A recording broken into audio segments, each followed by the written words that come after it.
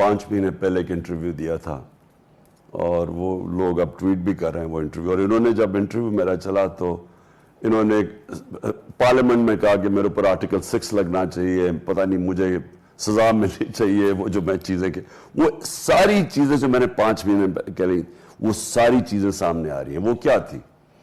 ان کے پاس, کیونکہ ہم نے یہ دار کو اور یہ شریفوں کو دیکھا ہوا ہے, ان کے ہوتے ہوئے 30 سالوں کے اندر بنگلہ دیش بھی آگے نکل گیا, ہندوستان بھی آگے نکل گیا, ایسٹ ایشین ٹائگر سارے ہمارے سے آگے نکل گیا 90s میں, اور پاکستان پیچھے رہ گیا, اور یہ فیملیز اربوپتی بن گئی, ملک مقروض ہو گیا. تو مجھے تو پتا تھا کہ ان سے ہینڈل نہیں ہونا.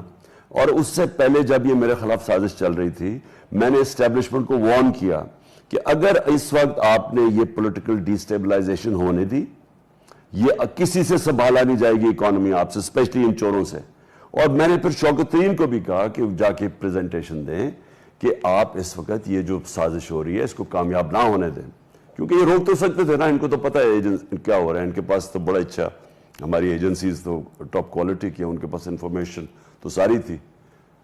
تو مجھے لگا کہ یہ کوئی ہو سکتا ہے کہ یہ بلیو کرتے تھے کہ کوئی شہباز شریف کوئی بہت بڑا جینیس ہے, یا یہ بلیو کرتے تھے کوئی دار کوئی کہ کون مین وہ یہ کون مین ہے, یہ اشتہاریں دے کے کون کر کے وہ فیتے کاٹ کے تو یہ اپنے آپ. ان کی پرفارمنس جو ہے, آپ صرف 5 سال کی پرفارمنس دیکھ لیں انہوں نے کیا کیا پاکستان کے ساتھ.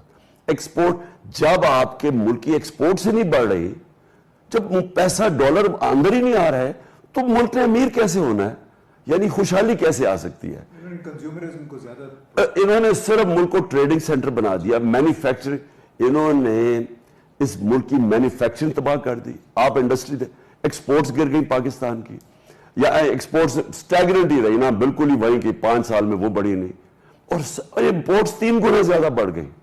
اب وہ ملک نے ہمیں سب سے بڑا پاکستان کی تاریخ کا یہ بیرونی کرائسس, یہ کرنٹ اکاؤنٹ ڈیفیسٹ چھوڑ کے چلے گئے, اور ڈیفیسٹ بھی چھوڑ گئے. اور سب سے جو شیمفل چیز یہ ہے کہ ان کے دور میں جو آئل تھا دنیا میں وہ $50 کے ارد گرد تھا, ہمارے باہر $100 تھا. سب سے بڑا مہنگائی کا مسئلہ, ہمارے سارے پرابلمز, تو تیل کی قیمت اوپر چل گئی ہے. تو میں ان کو سمجھایا کہ ان کو یہ جو ہے آپ اس کو نہ کرنے دیں. تو انہوں نے آئی تھنک بلیو کیا کہ یہ کوئی بہت بڑے جینیسز ہیں, انہوں نے ان کو آنے دیا. اور اس کے بعد اب جو ہماری اکانومی نیچے جا رہی ہے اور جس طرف جا رہا ہے, میں یہ جو ابھی بائیڈن کی سٹیٹمنٹ ہے, مجھے بڑا فکر ہے اپنے ملک کی. جو میں نے 5 مہینے پہلے کہا تھا, مجھے فکر یہ ہے کہ انہوں نے ڈیفالٹ کی طرف جانا ہے. اور وہ تقریباً اب وہ کہہ گیا, ری شیڈیولنگ کا کیا مطلب ہے, وہ کہہ رہے جی ہمارے پاس ہم پیسے نہیں دے سکتے آپ کے, تو آپ ہمیں ری شیڈیولنگ کرو. بیسکلی تو ڈیفالٹ کر کے بانڈ پاکستان کا کریش کر گیا. کسی نے پاکستان کو بیرونی کمرشل بینک سے قرضے نہیں دینے, کیونکہ ہماری کریڈٹ ورتھینس ہی ختم ہو گئی جب سے یہ آئے ہیں.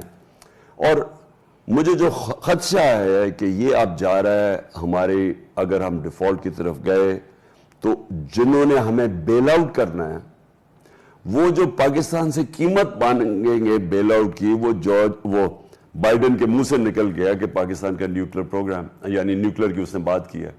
اور یہ بڑی دیر سے یہ لانگ سٹینڈنگ ایک یہ ویسٹرن کمیونٹی جو lead by Israel, by the way Israel, اور یہ انڈو اسرائیلی لابی, یہ بڑی سٹرونگ ہے. 80 سے میں سنتا تھا دا اسلامک بوم, ان کو خطرہ یہ بس کہ مسلمانوں کے پاس اگر آ گیا یہ ایٹم تو کوئی مسلمان کوئی فنیٹکس ہیں, وہ پورا پروپیگنڈا تھا.